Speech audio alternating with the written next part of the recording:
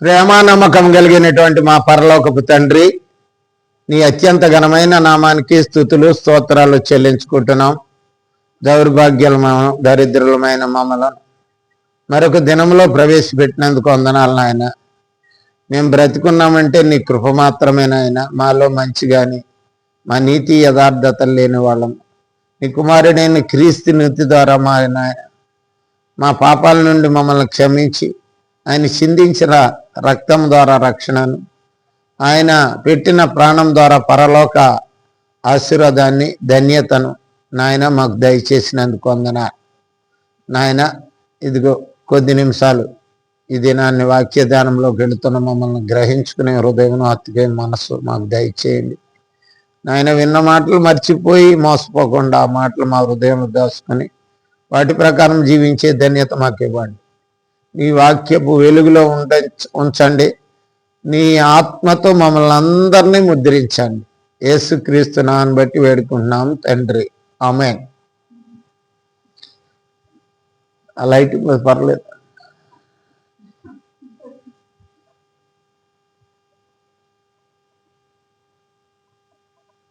గట్టేసి వేసి మొత్తానికి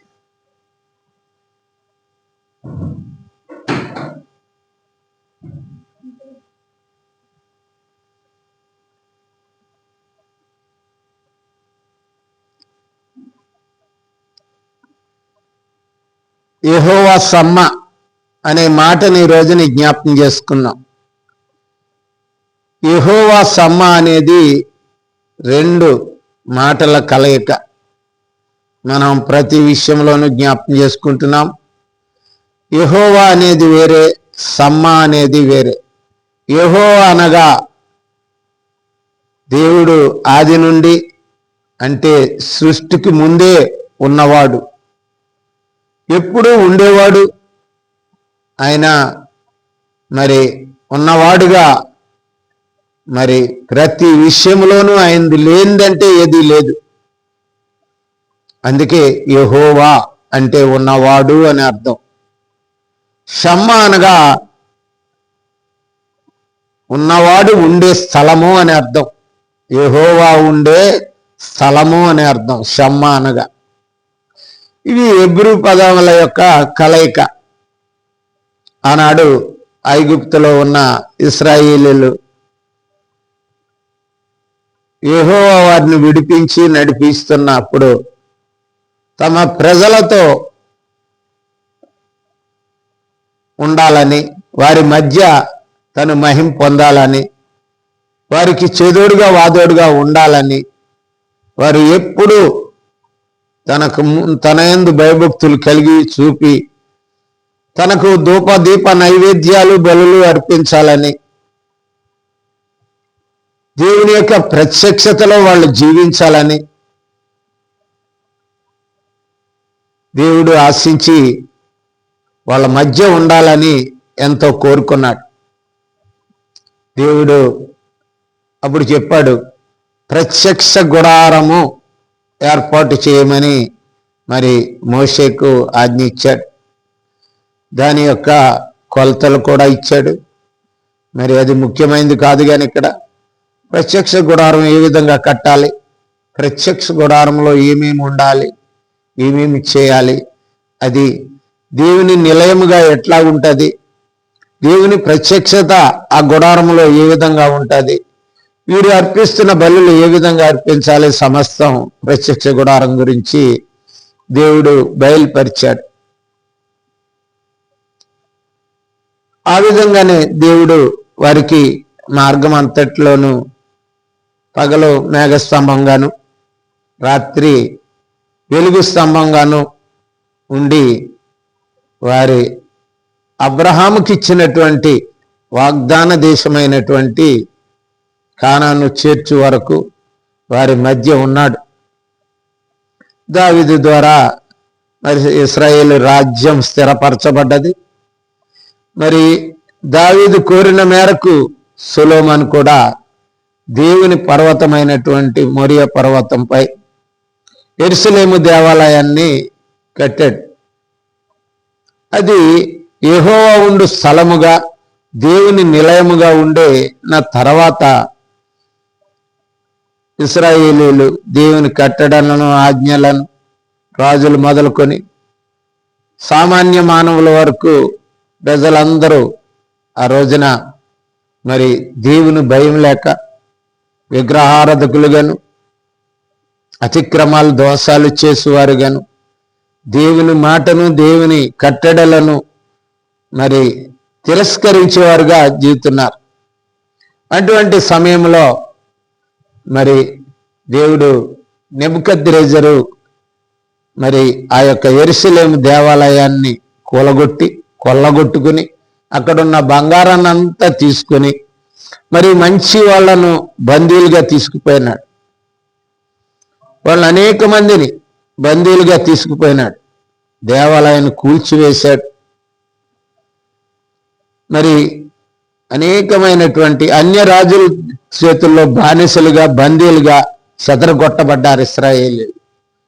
ప్రపంచమంతా నలుమూలలో ఇశ్రాయేలీయులు చెదరగొట్టబడి వారికి బానిసలుగా వారు ఉంటూ ఏ ప్రాంతంలో ఉన్నారో ఆ ప్రాంతంలోనే ఆ ప్రాంతం వారి పద్ధతులను అలవాటు చేసుకుని ఆ ప్రాంతంలో ఉన్నటువంటి అన్య దేవతలను ఆరాధించటము, వారికి బలులు ఇవ్వటము, ఉన్నత స్థలాల్ని కట్టడం, వారికి అనేకమైన విషయాల్లో వాళ్ళ పిల్లల్ని వీళ్ళ పిల్లల వాళ్ళకి వాళ్ళ సంబంధాలు కూడా పెంచుకొని అక్కడ వారితో సహజీవనం గడుపుతున్న భయంకరమైన స్థితిలోకి వెళ్ళిపోయినారు.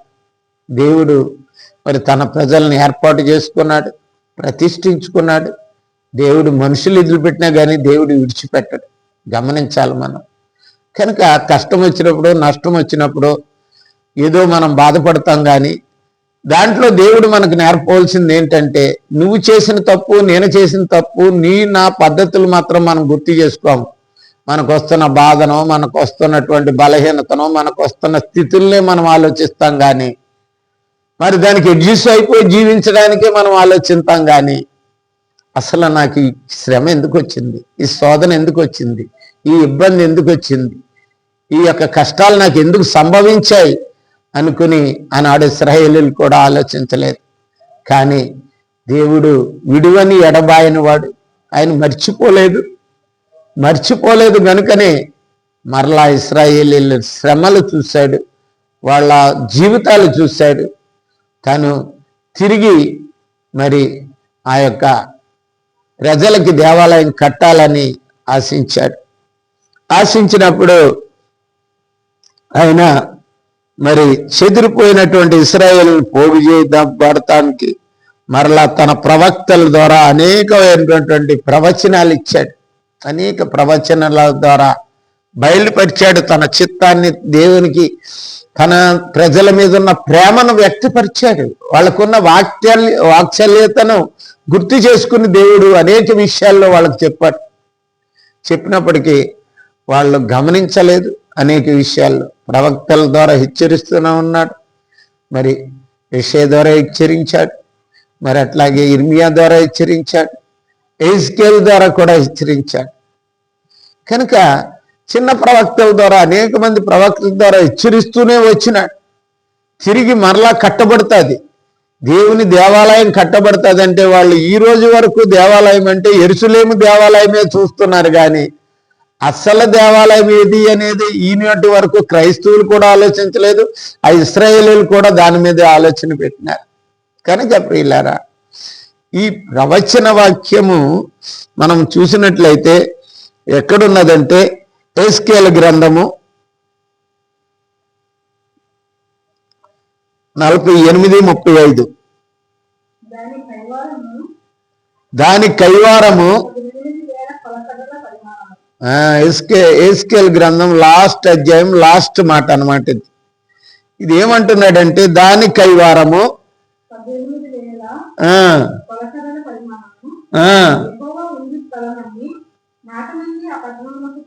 పేరు యెహోవా ఉండు స్థలం అంటేనే దాని పేరు ఏమిటంటే యెహోవా షమ్మా అని అర్థం. కనుక యెహోవా ఉండు స్థలము, యెహోవా నిలయము, యెహోవా ఆ స్థలములో మరి నిలయమై ఉంటాడు, నివసిస్తాడు అనే మాటని మనం తెలుసుకోవాలి. కనుక ఆనాడు ఇశ్రాయేలీయులు ఎన్ని చెప్పినప్పటికీ వాళ్ళ స్థితులు మారలేదు, వాళ్ళ బ్రతుకులు మారలేదు, వాళ్ళ పరిస్థితులు మారలేదు.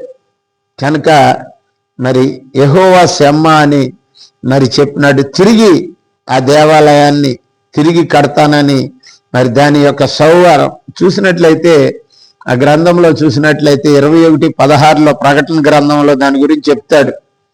ఆ పట్టణం యొక్క కొలతలు చెప్తాడు. ప్రకటన 21:16.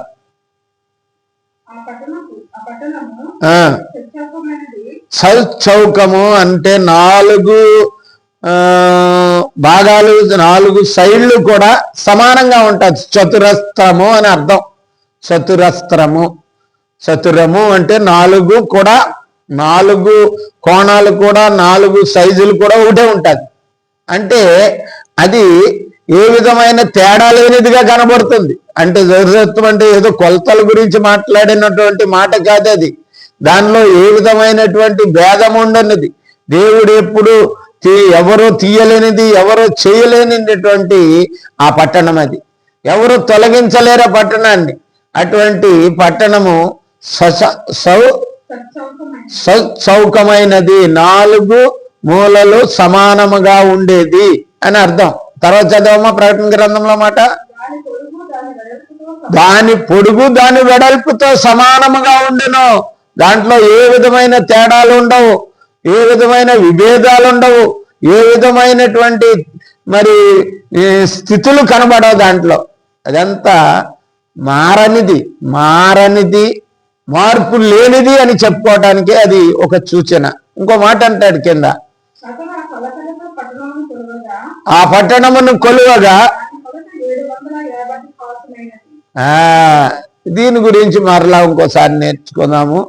కనుక ఆ కొలతలు అలాగున్నటువంటి పట్టణాన్ని, అంత గొప్ప మారని స్థిరమైనటువంటి పట్టణం అది. అటువంటి పట్టణము గురించి ఆనాడు ఇశ్రాయేలీలకు ఆయన బయలుపెడుతున్నటువంటి విషయం నాటిది. ఆ పట్టణము గురించి వెళ్ళిపెడుతున్నటువంటి విషయం అది.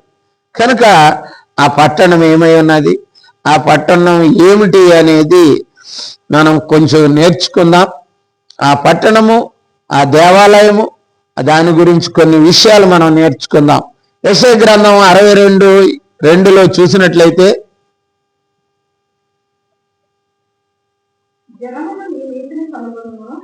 జనములు మీ నీతిని కనుగొను. దేవాలయం యొక్క మహిమను చూసేస్తారు అందరూ. రాజులందరూ దేవాలయం యొక్క మహిమను చూస్తారు, జనులందరూ దాన్ని కనుగొంటారు అంటున్నాడు, దాన్ని కనుగొందురు అంటున్నాడు. కనుక ఇంకో మాట ఉంది,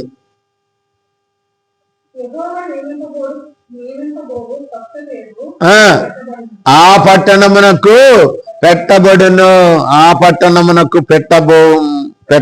పెట్టబడును అంటున్నాడు. కనుక ఆ యొక్క గొప్ప పట్టణము గురించి, ఆ యెహోవా నిలయముండే నివాస స్థలము గురించి చెప్తున్నటువంటి మాట ఇది. అదే జకరియా గ్రంథం 3:8 కూడా అదే మాట ఉంటుంది. జకరియా గ్రంథం 3:8.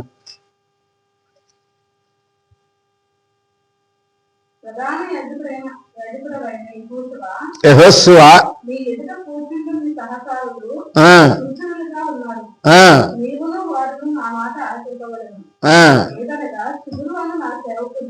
నీకు సిగురు అని నా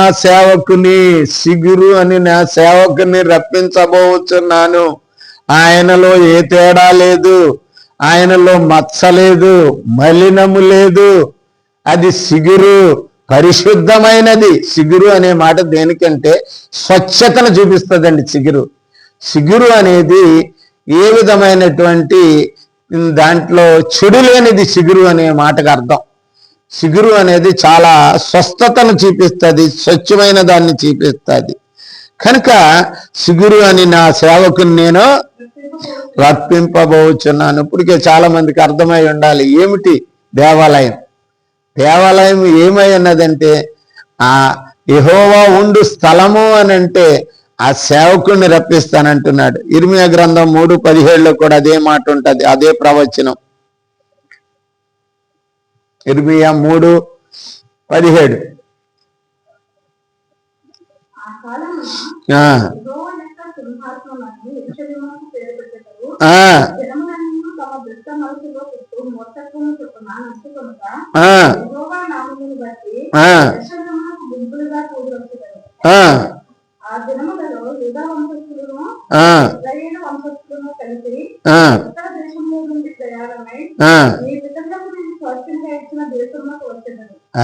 మరలా అందరూ ఐక్యపరచబడతారు ఈ దేవాలయం ద్వారా అందరూ ఐక్యపరచబడతారు. యెహోవా ఉండు స్థలమైనటువంటి యెరూషలేము, దేవుని పట్టణమైనటువంటి ఆ పరిశుద్ధ పట్టణానికి అందరూ ఐక్యపరచబడతారని తెలియజేస్తుంది యోవేలు గ్రంథం కూడా 3:21. చూడు, యోవేలు 3:21. యోవేలు 3:21 యోసేయ తర్వాత.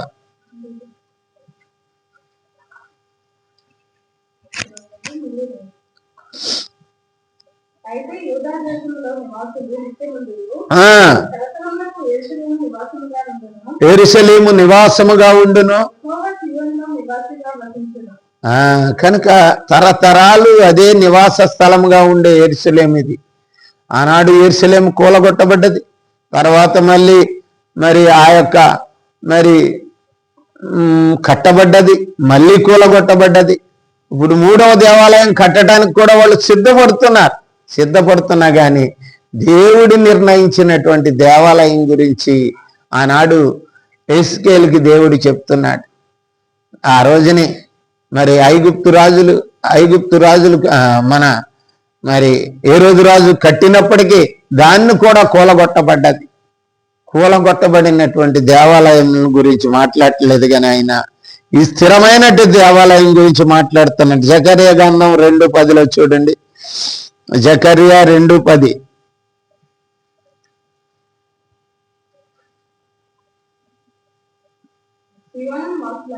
సియోను వాసులారా, అది ఇప్పుడు ఎక్కడున్నది, ఎక్కడ ఆరాధన ఉంటుందో అక్కడే దేవుడు ఉంటాడని అర్థం. ఎక్కడ దేవునికి స్థుతులు ఉంటాయో, ఎక్కడ దేవుని ఆరాధన ఉంటుందో, ఎక్కడ 2-3 ఆయన నామమున ఉంటారో అక్కడ ఆయన ఉంటాడు. అది యెహోవా దేవాలయం గురించి మాట్లాడింది. ససౌకము అంటే ఏ విధమైనది, ఎక్కడైతే ఆరాధన ఉంటుందో అక్కడ దేవుడు ఉంటాడు. తర్వాత మాట, చేతును. కనుక ఎక్కడైతే 4-5 ఉంటారో అక్కడ ఆరాధనే దేవుని ఆలయము, దేవుడు ఉండే స్థలము, యెహోవా ఉండే స్థలము, యెహోవా సమ్మాని అర్థం. కనుక దాని గురించి చెప్తున్నాడు యోహాను గ్రంథంలో 14వ అధ్యాయంలో ఈ మాటని 14 యోహాను 14:23-24. ఒకడు నన్ను ప్రేమించిన ఎడల నా మాట గైకొనును, నా తండ్రి వాణ్ణి ప్రేమించి. ఎవరైతే దేవుని మాటలు వింటామో, క్రీస్తు మాట విని వాక్యానుసారమైన జీవితం కలిగి ఉంటామో అప్పుడు తండ్రి ద్వారా ప్రేమింపబడతాము. తర్వాత మాట, నేను వాని యొద్దకు వచ్చి ఆయన యొద్ద నేను నివాసము చేద్దును. అది కనుక నేను ఎవరి దగ్గర నివాసిస్తానంటే ఎవరైతే నా వాక్యానుసారంగా ఉంటారో అదే దేవుని నిలయము, దేవుని పట్టణము, దేవుని ఉండు స్థలము అని చెప్తున్నాడు ఇక్కడ. కనుక మనం గమనించాలి మన జీవితంలో. ఆనాడు యెహోవా సమ్మా అనే ప్రవచనము మరి ఆ దేవుని ఆలయమైనటువంటి ఎక్కడ సంఘం ఉంటుందో, ఎక్కడ సహవాసం ఉంటుందో, ఎక్కడ 2-3 వారి హృదయాల్లో నన్ను పెట్టుకుంటారో అక్కడ నేను ఉంటాను అనే మాటని ఇక్కడ బయలుకి వ్యక్తపరుస్తున్నాడు. అందుకే ఎఫెసీయులకు రాసిన పత్రికలో ఒక మాట అంటాడు, 2వ అధ్యాయము 20-22 వరకు. ఉండగా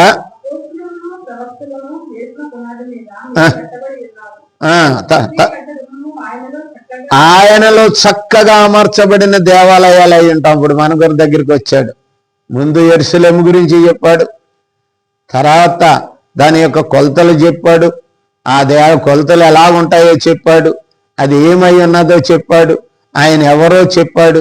తర్వాత నీ గురించి నా గురించి ఎలా కట్టబడాలి మనం దేవాలయంగా చెప్తున్నటువంటి మాట ఇక్కడ 20లో ఏమంటాడు?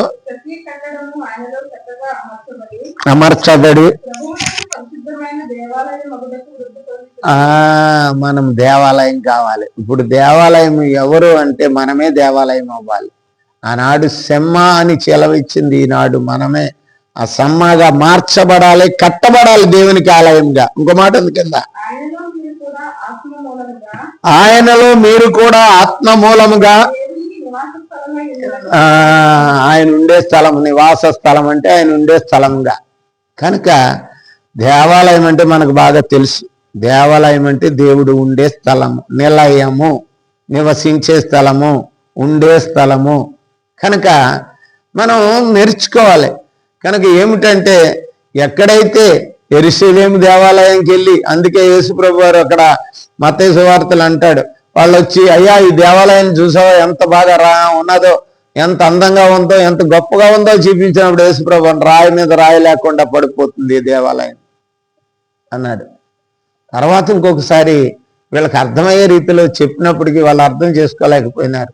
ఈ దేవాలయం 3 రోజుల్లో పడగొడతాను, 3 రోజుల్లో కట్టేస్తానంటే, తనే ఒక దేవాలయం ఉన్నాడు కాబట్టి, తన శరీరమే ఒక దేవాలయం కాబట్టి, యెహోవా యందు ఉన్నాడు ఆయన కాబట్టి, ఆయన ఈ దేవాలయాన్ని 3 రోజుల్లో పడగొడతాను, తర్వాత 3 రోజుల్లో కట్టేస్తానన్న, 3 రోజుల్లో పడగొట్టి కట్టేస్తానన్నాడు. కనుక అది అర్థం కాలేదు. ఈనాడు మానవాళికి అర్థం కాంది, క్రైస్తవులకి అర్థం కాంది ఏంటంటే, ఇంకా యెరూషలేము యెరూషలేము యెరూషలేము యాత్రలని, యెరూషలేములో ఏదో ఉందని, ఏదో దాని దగ్గరికి ప్రయాసపడుతున్నారు. కానీ ఆ యెరూషలేము మహాపట్టణం నీ యందు ఉన్నది, ముందు క్రీస్తులో ఉన్నది. క్రీస్తులో నువ్వు కట్టబడినట్లయితే నీవే దేవాలయం అవుతావు, నువ్వే ఆ దేవాలయం అయిపోతావు. మా కొరింథీయులకు రాసిన మొదటి పత్రికలో చూడండి ఆ మాట, 6వ అధ్యాయం 19వ వచనం, మీకు అనుగ్రహింపబడి మీరు దేవునికి పరిశుద్ధాత్మకు ఆలయమై ఉన్నది. పరిశుద్ధాత్ముడు వచ్చాడు, నిన్నే ఒక ఆలయంగా కట్టాడు, దాంట్లో ఉంటున్నాడు ఆయన. ఆ స్థలం పరిశుద్ధంగా చేయబడ్డది. ఆ పరిశుద్ధమైన స్థలములో దేవుడు ఉండటానికి ఇష్టపడతాడు. కనుక ఆయన మనలో ఉండటానికి ఇష్టపడుతున్నాడు. ఆ ససౌకమైనటువంటి ఆ కొలతలు అనే సమానత్వాన్ని కాదు, కానీ సమానత చూపించినా కానీ ఏ విధము భేదము, విభేదము, తేడా, మచ్చ, ఏ విధమైనటువంటి మలినము లేని స్థితిని చూపిస్తుంది అది సౌకమైన పట్టణం అంటే. కనుక అవి ఏ విధమైన తేడా లేని జీవితాన్ని జీవిస్తుంది. కొరింథీయులకు రాసిన 3వ పత్రిక 17వ అధ్యాయం చూడండి. మొదటి పత్రిక 3:17,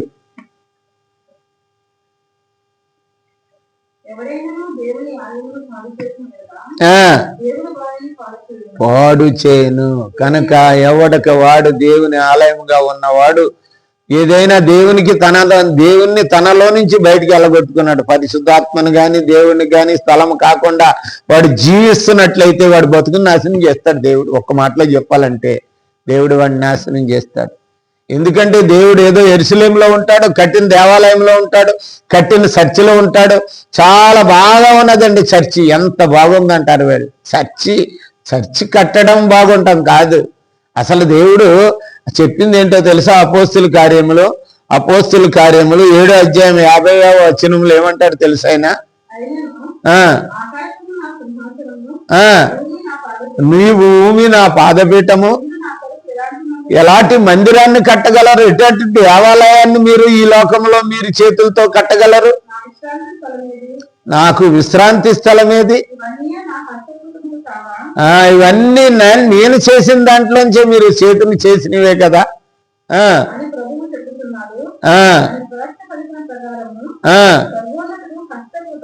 హస్తకృత ఆలయములో, దేవునితో కట్టబడిన ఆలయములో ఉండడు, తన కట్టుకున్నట్టు ఆలయంలో ఉంటాడు. నిన్ను క్రీస్తులో కట్టి అమర్చబడి దేవునికి నిలయముగా ఉండటానికి నిన్ను కట్టుకున్నాడు. అటువంటి దేవాలయం కొరకు దేవుడు మాట్లాడుతున్నాడు. కానీ ఏదో యెరూషలేము దేవాలయమో, లేకపోతే ఏదో మరి ఇంకో దేవాలయం ఇక్కడ కడుతున్నటువంటి పట్టణంలో కానీ కొన్ని పట్టణాల్లో కడుతున్నటువంటి మరి అనేక దేవాలయాలు అందంగా సుందరంగా ఉండొచ్చు, కానీ అవి సస్సౌకర్యంగా లేవు, అవి సమానముగా లేవు, ఏ విధమైన తేడా లేనివిగా లేవు. దాని కొలనూళ్ళు చూసినట్లయితే ఏది కూడా మరి సమాంతరంగా లేనివిగా ఉన్నాయి. అవన్నీ అనేకమైన భేదాలు కనపడుతున్నాయి. కనుక ఆయన శిగ్రు అనే దేవాలయం ద్వారా, ఆ స్వచ్ఛమైన పరిశుద్ధమైన దేవాలయం ద్వారా నిన్ను ఒక దేవాలయంగా మార్చటానికే దేవుడు ఇష్టపడుతున్నాడు. ప్రియ సహోదరి సహోదరుడా, అందుకే 3:16 కొరింథీయులకు రాసిన మొదటి పత్రిక, ఆయన హస్తకృత్యమైనటువంటి చేతులతో కట్టబడినటువంటి కట్టడాల్లో ఆయన ఉండడు. మీరు దేవుని ఆలయమై ఉన్నారనియు, ఆలయము అనే మాట ఏంటంటే నిలయము అని అర్థం. ఆలయము అంటే ఆ నిలయము, ఆ అంటే దేవునికి చెందినది, ఆయనకు నిలయము, ఆయనకు దేవాలయము. ఆలయం అంటే మీరెరుగరా, దేవుని ఆత్మ ఎక్కడ ఉంటుందో అక్కడ పరిశుద్ధపరచబడతారు. పరిశుద్ధపరచబడిన దాంట్లో దేవుడు నివసిస్తాడు. ఇంతకుముందు చదువుకున్నాం, ఆయన ఎక్కడ మరి పరిశుద్ధత అక్కడ నేను మీలో ఉంటానని. నా మాట ఎవరు వింటారో వాళ్ళలో నేను వస్తాను, నేను నా తండ్రి కూడా ఉంటామంటున్నాడు. నేనుంటాను, నా తండ్రి కూడా వచ్చి మేము మీతో సహవాసం చేస్తామంటున్నాడు. కనుక మనము యెహోవా సమ్మ అనే మాటను జ్ఞాపకం చేసుకుంటున్నాం. ఆయన ఉండు స్థలము ఎలా ఉంటుంది అని అంటే, ఆయన ఉండు స్థలం మనమే, ఆయన దేవాలయం మనమే, ఆయన మందిరం మనమే, ఆయన్ని ప్రార్థించేది మనమే, ఆయన్ని స్తుతించేది మనమే, ఆయన్ని మరి మహిమపరిచేది కూడా మనమే. ఎక్కడైతే ఆయన మహిమ ఉంటుందో ఆ మహిమలో ఆయన మకామేస్తాడు. ఆయన మహిమ ఉన్న చోట ఆయన ఉంటాడు. కనుక గమనిందాం ప్రియులారా, మనం చాలా యెరూషలేము దేవాలయం కొరకు, దాని కొరకు, దీని కొరకు చూస్తున్నాం. అందుకే ప్రకటన గ్రంథంలో ఒక మాట ఉన్నది, ఆఖరిగా ప్రకటన 21:3, ఇదిగో దేవుని నివాసము మనుష్యులతో ఉన్నది. ఇప్పుడు ఎక్కడున్నది? మనుషుల మధ్యలో ఉన్నది దేవాలయం, మనుషులలో ఉన్నది దేవాలయం. ఆయన ఎక్కడ ఉంటాడంటే మనలోనే ఉంటాడు, మనలోనే నివసిస్తాడు, మనలోనే ఉంటాడు, మనలోనే సంచరిస్తాడు, చలిస్తాడు. ఒక మాట అంటాడు చూడండి, ఆ మాట అలాగే పట్టుకో. అపోస్తుల కార్యములు 17వ అధ్యాయము 24 అనుకుంటాం చూడు, 17 మనలో చలించును. 17 నిర్మించిన దేవుడు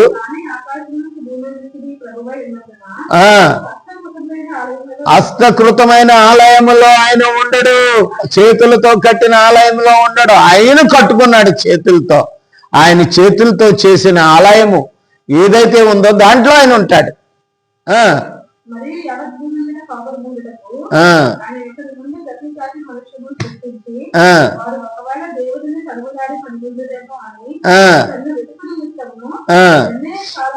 నివాస స్థలముల యొక్క పొలిమేరలను ఏర్పరిచాను. తర్వాత దూరముగా ఉండువాడు కాదు, మనము ఆయన ఉంటేనే బ్రతుకుతున్నాం. ఆయన ఊపిరి, ఆయన ఆత్మ మనలో ఉన్నప్పుడే మనం బ్రతుకుతున్నాం. ఆయన ద్వారా మాత్రమే మనము చలిస్తున్నాం, కదలికలు కలిగి ఉన్నాం, క్రియలు కలిగి ఉన్నాం, సంచరిస్తున్నాం, జీవిస్తున్నాం, బ్రతుకుతున్నాం.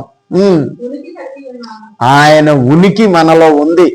అది ఆయన ఎక్కడ ఉన్నాడో అదే దేవాలయం, అదే ఆయనకు మందిరము, అదే ఆయన ఉండే స్థలము, అదే యెహోవా సమ్మ. కనుక ఆయన అంటున్నాడు, అది అక్కడ నేనుంటాను అంటున్నాడు.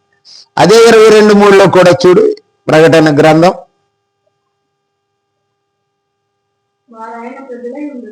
వారు ఆయన ప్రజలయ్యుందురు, వారికి తోడై ఉండును, వారికి తోడై ఉండి వారిలో ఉంటాడు అనమాట. ఇప్పుడు చూడు మళ్ళీ 21:3 ఇంకొక మాట ఉంది, లాస్ట్ మాట 21:3,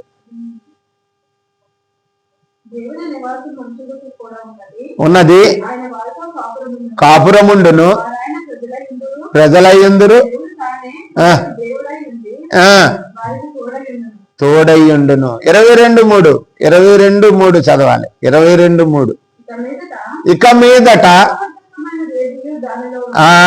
సౌచౌకము అన్న మాటకు అర్థం ఏంటంటే దాంట్లో శాపగ్రస్తమైనది ఏది ఉండదు, తేడా ఉన్నది ఏది ఉండదు, మత్స మలినం ఉండదు. దేవుడుండేవాడు ప్రతి వాడు దేవుణ్ణి కలిగిన వాడిలో ఏ పాపము ఉండదు. ఆయన పాపం ఉన్న చోట ఆయన ఉండడు. మోషేనన్నాడు, మోషే అగ్ని పొదలో కనపడినప్పుడు ఆయన అగ్ని రూపంలో వస్తున్నప్పుడు అగ్నిని చూసి ఆశ్చర్యపోయిన మోషేకి అంటున్నాడు, ఇది పరిశుద్ధ స్థలం, నీ చెప్పులు తీయి అన్నాడు. ఎందుకన్నాడు? ఆయన పరిశుద్ధము ఉన్న దగ్గర ఆయన ఉంటాడు. పరిశుద్ధాత్మ ఆయనలో ఎవరిలో ముందు ఉంటాదో వారు ఎవరు పరిశుద్ధాత్మను పొంది పరిశుద్ధాత్మను కలిగి పరిశుద్ధమైన జీవితాన్ని కలిగి జీవిస్తారో వారిలో దేవుడు నివసిస్తాడు. తర్వాత మాట ఉంది, గోవుని యొక్కయు గొర్రెపిల్ల యొక్కయు దానిలో ఉండును. ఆయన స్థిరమైన సింహాసనం ఏర్పాటు చేసుకుంటాడు నీలో నాలో.